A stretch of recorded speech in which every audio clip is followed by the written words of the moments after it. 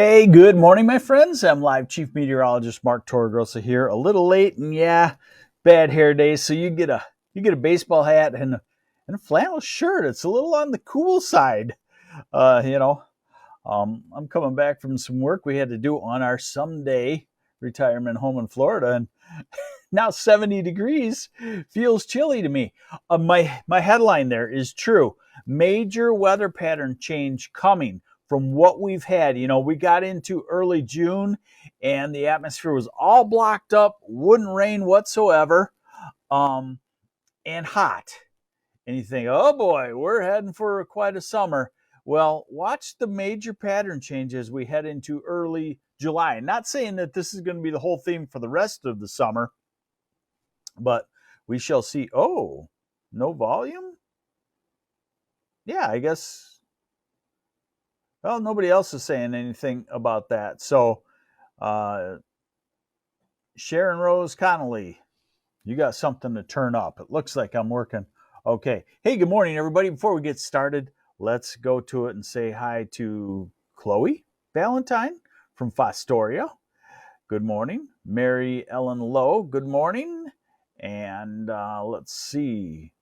Okay, Chloe says, I am on. All right, there we go. All right, let's get to it. So the theme of this weather pattern change now is we go into what we call zonal flow. West to east flow aloft, not all blocked up, not what I've been calling atmospheric constipation. It's not all blocked up. So storms hit the west coast, they zip along the northern tier of the country through our region, and they zip out. So this is characterized by 2 or 3 hour clump of thunderstorms once every 2 or 3 days.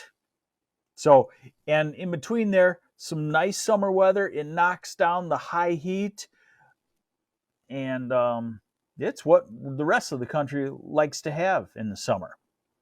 And it's truthfully why we live here in weather is Michigan summer and the Michigan fall. Right now, still a few showers in the northeast part, Rose City, Alpena, Oscoda, whatnot. So satellite picture shows the clearing is trying to happen. Mackinac City clearing, trying to come through Petoskey and Charlevoix now, trying to come through Traverse City, trying to come through Manistee and Ludington and Muskegon.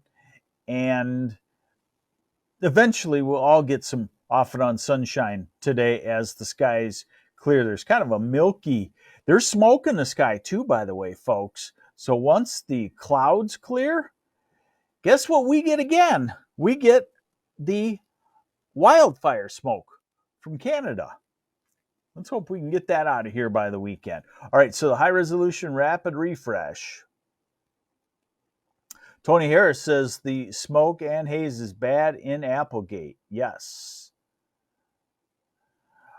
So radar forecast today, not much. Let me get it to the right size for you here. I'm still a little off, but I'm getting back to normal. My wife and I, we are a great driving team together. So we left Florida, and 24 hours later, we were sleeping in our bed here in Michigan. So, pretty quiet today. Could be a shower. Let me go back to that. Sorry.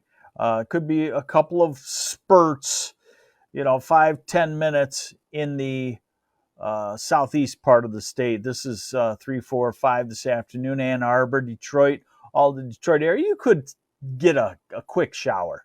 That's about it. All right, now on to the future. So we go through today and we're drying out. Tomorrow, this is early afternoon tomorrow. That's gorgeous. You don't see any of the little black squiggly lines. So that means the wind will be light, the sun will be out, the smoke could be there. Probably tend to clear out with the kind of flow that we have. Now, then we get into this 2 or 3 hour bursts of thunderstorms every couple of days, and we'll have a little tough time timing those way out into the future. But this is Thursday evening, and so it looks like maybe Thursday night or Friday morning, a clump of thunderstorms. And then Saturday afternoon and evening and overnight looks more likely for a clump of thunderstorms. Hey, good morning, Camaro Christie from Napoleon, Michigan. And again, I want to emphasize that these are not clumps of thunderstorms that run a whole day. Okay. Guys, see the hat my wife found for me.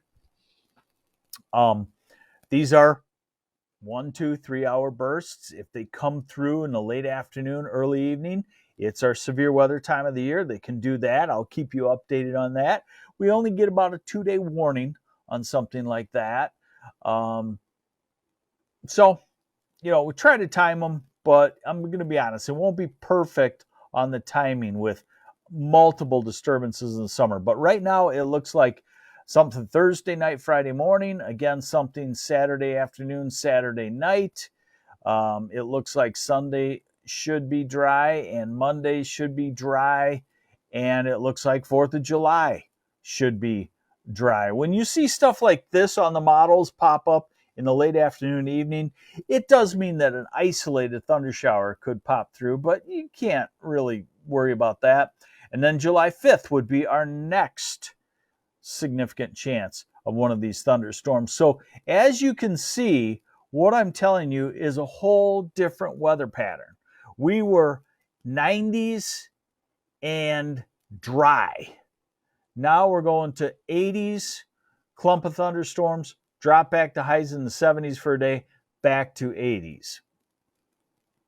Our atmospheric constipation is gone, my friends. So today, looking at, hey, we got quite a crowd here. Thanks for joining me on the MLive Morning Weather Update. This is MLive Chief Meteorologist Mark Torregrossa. If you've never seen me before, know me, love me. I've been around for a minute. Sorry. You always got to self-promote a little bit. This is how we do it. I'm late today. Why? Because Bagel, 19-year-old Beagle Basset, he needed all the attention in the world today. I had to feed him. I had to make his food because we were out. I had to feed him. Then he had to go for a walk. And he had to sniff every tree in the neighborhood.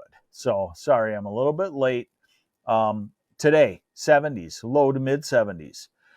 Tomorrow, approaching 80. Let's call it, 75 to 80 on the east side of the state, 80 to 83 west side. Thursday, getting back to feeling like summer, upper 70s. Hey, thank you, Val Jones. I love you too. I love all of you. Friday, 80s. Saturday, 80s. Sunday, 80s. Some upper 70s in the north. 4th of July, Monday, I'm sorry. In the upper 80s, and 4th of July looks like about 85 to 90 degrees. Thank you, Beverly Barney. Good to be back. So basically what you're going to get here the next 7 days is classic Michigan summer weather, what the rest of the country dies for at this time of the year. So it's looking good, and the rain pattern is changing. Now, we're going to get into the guts of it. This is the upper airflow. This is the most important thing. This is, back in the 80s, we used to watch these wet paper maps come off of the printer in the weather office, and it was like electric charge or something that burned the data on the map. They came upside down. Why? I don't know. So we'd always have to look at this thing as the U.S. came upside down, waiting for the upper air charts. And if there was one map we wanted to see, was the 500 millibar upper air chart. That's at about 15,000 feet up. And this is what I'm going to show you, and I've been showing you, so you can see how we've gone from a block pattern to a west to east zonal flow. Excuse me. So here it is. So this is at 15,000 feet. This is going to be a forecast for the next 10 days, and this will show you how much different the weather pattern will be. Okay, where the blocking pattern is somewhat gone, we do have this deep upper low over us right now, which is pretty strange for this time of the year.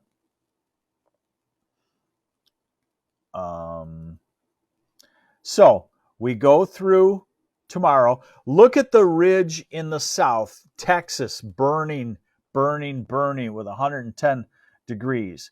Okay. And every little bend that you see in this jet stream is a storm system, and it takes a professional. You're going to need me to sort out the rains with you. This is going to be something where you're going to need me, because the little bends are very subtle in summer in this kind of pattern. This is also a severe weather pattern for the upper Midwest, for the Great Lakes, what I've called derecho alley. A derecho is a big, long-lasting line of severe thunderstorms. This is that pattern. I don't see the makings of it, as far as I can see just yet, but the overall pattern is the making of it, and the time of the year, late June, early July. So we'll keep an eye on that. But remember, I told you Thursday night, Friday, we can kind of see a little bend coming through the Great Lakes Thursday night into Friday. And then I told you Saturday late, you could see a bigger bend coming through the Great Lakes. Okay. And then we go into Sunday and Monday and 4th of July. And I told you it looks fairly quiet. And then we go to July 5th. See that bend there? Now, again, with these kind of systems, the timing could be way off. So we'll just keep an eye on it. This is what we end up on July 6th. West to east flow. The ridge is knocked down in the south. There's an upper level storm system to our north in Canada, and systems will zip along that. They'll zip through. They'll bring us a great burst of thunder showers for the garden, for the yard, for the crops, more importantly. And then they'll clear out, and then we'll have beautiful summer weather. So I think we're going to like this pattern. And my whole point on this, I know it's kind of long-winded. We're at 406 people. Thank you very much. I know that, it'll be kind of tough to track these clumps of thunderstorms several days out, but in the first day or two, we'll be able to keep on those for you. And my big point that I wanted to make was the atmosphere now, today, going forward, looks a lot different than what we had in late May and June when we couldn't buy a rain. Okay, so weather patterns do change. It has changed, and that's your morning weather update. Thanks for joining me. I'm actually, you can probably tell, but I'm on my second cup of coffee today. Hope everybody's doing well, and we'll keep you updated as we head into the holiday weekend. But right now, I'm going to say we're going to call it a classic, great summer holiday weekend with the need to stay up with the weather with me, because you could get a severe clump of thunderstorms on your camping, on your boating, or whatnot. Not a canceling type situation, just we better take cover for an hour or two as this clump rolls through. Got it? All right. I'm MLive Chief Meteorologist Mark Torregrossa. Do you get a weather update like this anywhere? Anywhere? For free? On Facebook? No, you don't. Let's take a few questions. Daniel Tang, toilet time for Mark. Too much info. Laura Steenwick, how much does the Canadian fires affect the pattern? The overall hemispheric pattern, probably not much. The daily temperature, where a smoke blob is, 5 to 10 degrees if it's real thick and it blocks the sun out. Thank you, Elizabeth Platt. All right, so that looks like all of the questions we're dropping off. Everybody have a great day. I'll see you tomorrow. Bye.